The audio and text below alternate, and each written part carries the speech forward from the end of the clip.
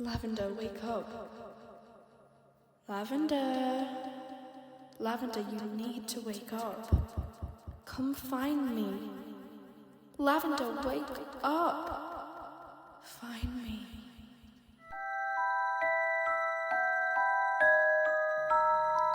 Find me.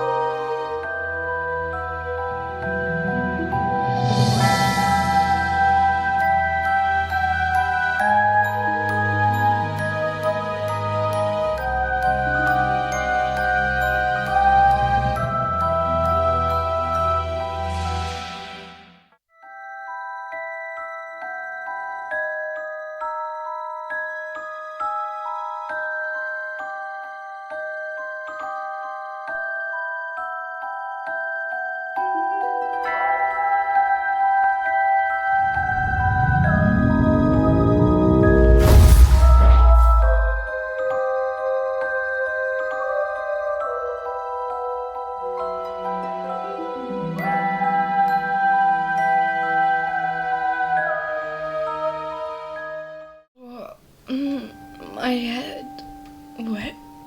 Where am I? What is that?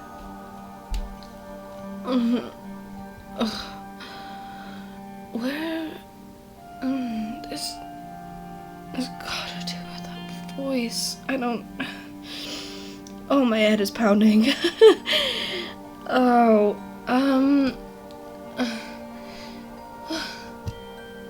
Cassian. Lavender. What the hell was that? I have no idea. I was about to ask you the same question. Wait, you mean to tell me you don't know? Jesus, I told you not to go in here. On another note, are you okay? I didn't come in here purposely, let me tell you that one, but I think so, yeah. I mean, my head feels like someone's just smacked me on I feel like someone's just slapped me on the head with a mallet. I've got such a bad migraine. I think someone pushed me over. But other than the headache, I feel fine. If you feel worse at any point, tell me. He sighs. What even possessed you to come in here, Lavender, after I asked you not to? Cassian, you may or may not believe me right now, but I don't know how I got in here. Like, at all. You don't know how you got here. His tone is laced in sarcasm. I don't think we need to be like that. But I really don't know. It's just like I woke up in here. After we had the talk about the whole Damien situation and fake rest and the Lord stuff, I went to my room and went to sleep because I was like, I just need like a sort of refresh, I guess, and I had this dream and it was pitch black, but there was this voice talking to me. And it was telling me to some voice was telling me to wake up, and then another part of it that was quieter and more like a whisper was telling me to find them. And then, little do I know, there's this loud noise and I wake up on a floor in a room I've never seen before. I really don't know. So you were hearing voices in your dreams and woke up in here. So, you think this voice was guiding you towards this room and the things in it? Yeah, exactly. You get what I'm trying to say to you. But I don't know how I got in here. Other than there was the voices and I was awake.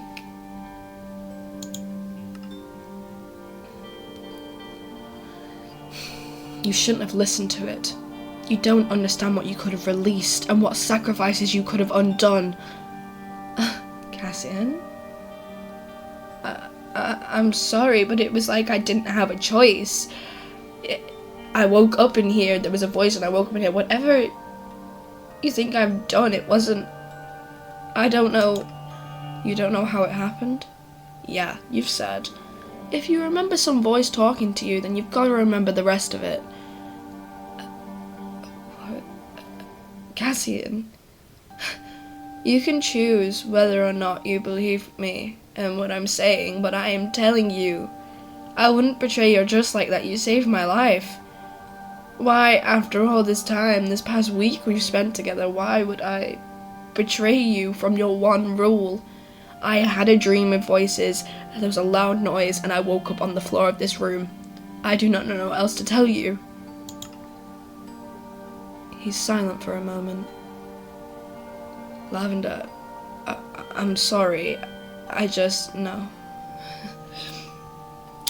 I understand, I guess, how it looks and how this would make you feel. I'm guessing it's a touchy subject, but I've told you everything I know.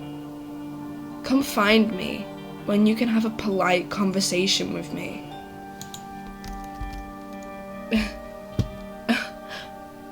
I can't believe it. Did a number on this room. Come find me when you've calmed down, Cassian, when you feel like you're ready to listen to me. I'd appreciate it. I'm gonna close that. I don't know. It gives me the absolute heebie-jeebies. Ugh. What happened? Oh, I need some air. I understand why he's angry and how it looks, but I don't know how I ended up there, and I don't know what happened. That's never happened to me before. I really don't know what to do.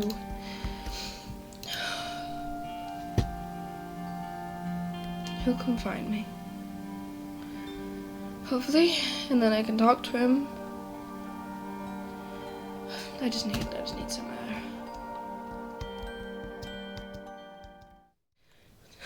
I feel like I've been sat here all day. Oh, I have.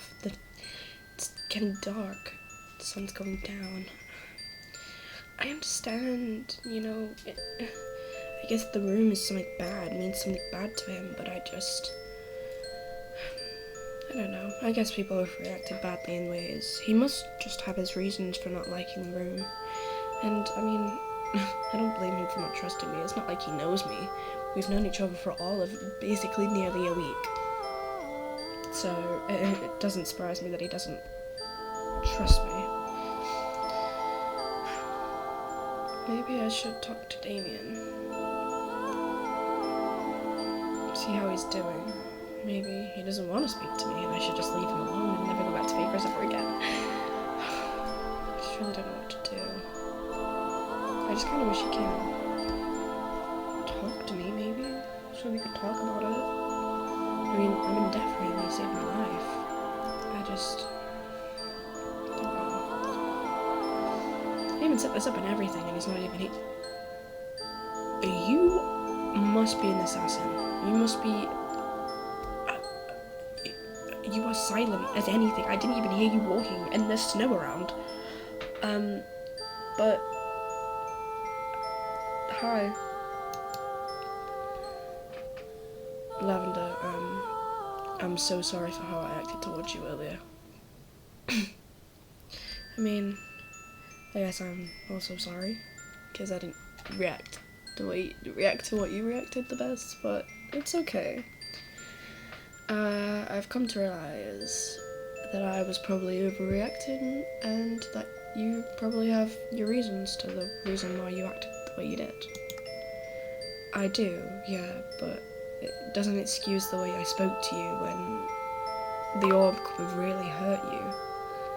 The only reason I snapped is because he stops himself, like he doesn't want to continue. Cassian, if you don't want to talk about it, I understand. If it's something like personal, you don't have to tell me about it. No, he takes a deep breath. I want you to understand why I acted like that. Why I dislike that room and its contents. And most of all, why it's dangerous. I know it didn't seem like it, but I believed you when you told me you just woke up in there. What? You did?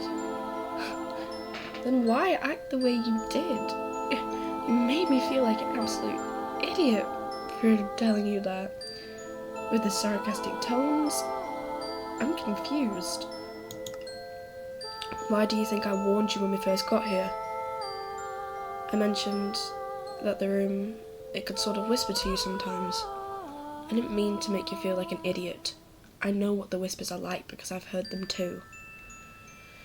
It's just, it doesn't surprise me that the orb was calling towards you. What do you mean by that? What? You're telling me you really can't sense it, Lavender? How potent your magical presence is. It's the reason the damned servants were after you when I first met you, and why the orb called out to you. Do you really believe you have no magic? Well, to be honest, after last night, I really don't know what to believe. I can't have magic. I just can't. But why not? There are so many things pointing towards it. People talking about your magical presence, the damn servants chasing you, the Lord you were trying so hard to save, telling you to leave him. The unexpected things that happen. Come on, Lavender, you've got to open your eyes to this. Well, I don't know how we've got into this conversation. I thought this conversation was about you apologizing, not whatever the hell this is. Your magics isn't bullshit. And you are right, this conversation is, he sighs, but I just want you to try and think about your magics, or maybe even look into it. Who knows what you can find out about yourself. Cassian, I just, You're right. I'm sorry. He takes a deep breath. Sorry. When it comes to talking about this topic, I usually like to deflect a little. It's okay. I mean, this whole magic bullshit, or magics as you called it, is really confusing to me. But it's cold. Come sit down and we can talk about this better if you'd like to continue by the fire. Because then we're both warm and we both don't have to worry about anything else. If that is something you want to do. Come on, sit down. Let's talk. Cassian, you can go now. Alright, he sighs. I guess I'll begin with a history lesson of sorts. Okay, take your time, Cassian. Begin whenever you feel ready to, you know? I'm not gonna push you. Oh my. He smiles at your words. So the Vestria region has 2 divine archons that watch over it, which a lot of people don't really know. Most of the region worship the battle angel Valerie, but in this part of the region we worship the warlock Zafan, who used to look over the winter areas of the region and make sure things were okay. And ever since the time of the warriors, there has been another warlock passed down through many generations of Zafan's bloodline that is supposed to look after the region. The thing people don't really know much anymore unless they read the right Divine Warrior book is that Zafan wasn't just any warlock. He was a demon who possessed quite a big amount of magic, meaning this warlock that came around from Zafan's bloodline was a demon, and for a long time people worshipped the warlocks as they looked after the region, and they were a sacred gift from Zafan. But the most recent warlock, named Oberon, did not use that gift that was appointed towards him in the way the gift was meant to be used, and used its power for his own benefit, wreaking havoc among the villagers of the region, taking, killing, and destroying, doing all of this with the belief he could rule this part of the region and that nobody could stop him. Around the time of the warlock Oberon's terror, there was a witch named Isolde, who went to help the villagers and the people who resided within them. She was kind, and the villagers of this part of Vestria worshipped her for helping them. Whenever she could, she'd go head-on with Oberon to stop him from touching the villagers and the people in it, until she wore herself out. She had to live in the remote areas of the region to keep herself away from the warlock's powers, as well as to keep her only son safe. Isolde spent days and nights trying to figure out how to stop the warlock from causing this destruction, that it took up most of her time if she wasn't out there fighting him head-on. One day, she found what she needed to steal him away, an amulet of sorts. The orb that reacted to your powers, Lavender. This amulet had the power to keep him and his magics in there. For this magics, though, there was a price. To cast this spell, to keep Oberon in the amulet, she had to give her own life to keep him sealed in there. And she agreed to herself that it would be the best choice to let her son and the villagers of this part of the region to live in peace again. And it was a sacrifice she was willing to take for the sake of the people she loves. So one day, she turned to her son and she told him she loved him very much, and that she'd be back before he knew it. He didn't think anything was wrong, and wished his mother good luck. But as she teleported towards her last fight, she didn't realise that her son got caught up in the magic and transported with her. Not realising he was there, she began her battle. It went on for a while, and once Isolde got enough power to begin casting the spell, she did. She soon realised her son had been teleported with her, with him screaming her name. She apologised they couldn't have more time, and told him that she was so proud and loves him so much, and to also keep what remains of this spell safe forever. The spell lit up the area as Oberon screamed in pain. It was over as quickly as it started, and all that remained of the two was the amulet and her staff. Oh, Cassian. Isolde was your mother, wasn't she? That's how you have the items, the way you speak about her. Oh my god. It's also the reason I acted the way I did. My mother asked me to protect these items so that nobody could free Oberon, and so her sacrifice won't go to waste. But when whatever magics you have reacted to the amulet in ways I've never seen before, I was so blinded by the fact a sacrifice could have been undone. Cassian, I would have never done it purposely. I mean, I don't think I have magics, but at this point I really don't know what to believe. But I would have never done it on purpose. I know you wouldn't. I can feel that you wouldn't. It's just, I got scared, I guess. If Oberon was freed into this part of the region after so much time in that amulet, doing Valerie knows what, it would cause devastation. I've heard the whispers from the amulet myself, but it's never dragged me out of bed at night to get it. It's strange. And we won't let that happen. We won't let him be freed. You know, whatever happened last night, it's not gonna happen again. Now I know about it. But thank you for trusting me with this. I mean, you barely know me and you trusted to tell me so much about your life. I mean, I'm thankful, of course. Now I know why you lashed out and everything. It's just, how come you trusted me with this? Like I said, you don't really know me. I'm not sure I can explain it without it sounding absolutely insane. What do you mean, Cassian? You know how I keep nagging you about your magics? Jesus, this is gonna sound really strange. Cassian? Tell me, you're making it sound stranger by not saying anything. And I'm also really confused. He takes a deep breath.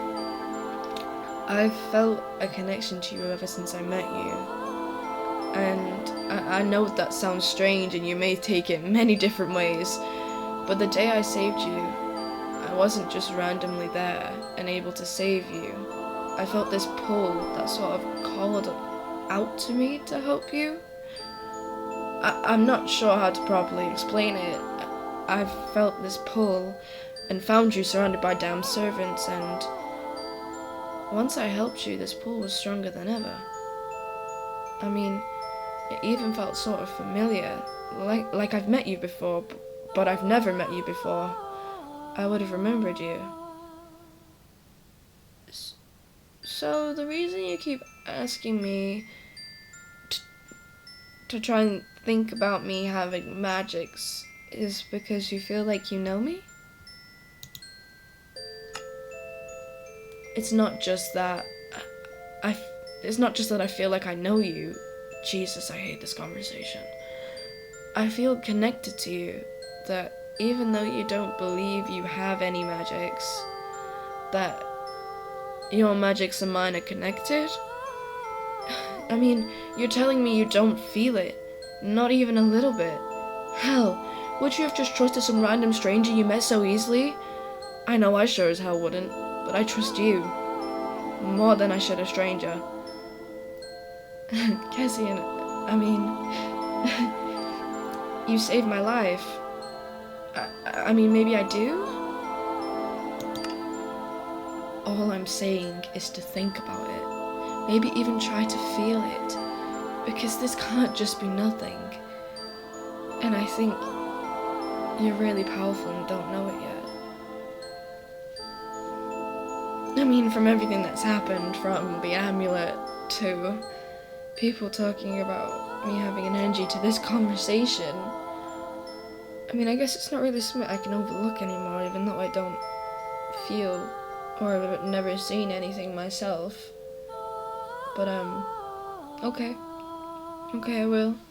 I'll look into it. Thank you, Lavender. For everything. For listening, trusting, trying. God, I feel like I'm getting sappy. It's because you are. He just stares at you. I'm joking, Cassian.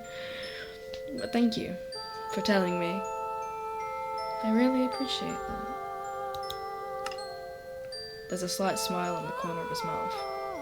Well, it's getting late, and if we're to leave to get you back to your village in the morning, we better get some sleep. And I think you need it anyways, after the whole amulet thing. Yeah. It's nice of you to think about fake rest though, for me. Oh god, I'm not excited to go back. I don't want to face anyone. Don't know what I'm gonna say. Unless Damien's already told me I'm gonna go back and then I'm gonna be so disappointed. Yeah. Go get some sleep. I'll have everything packed up in the morning. Packed up and ready come morning. Okay. Are you not coming inside?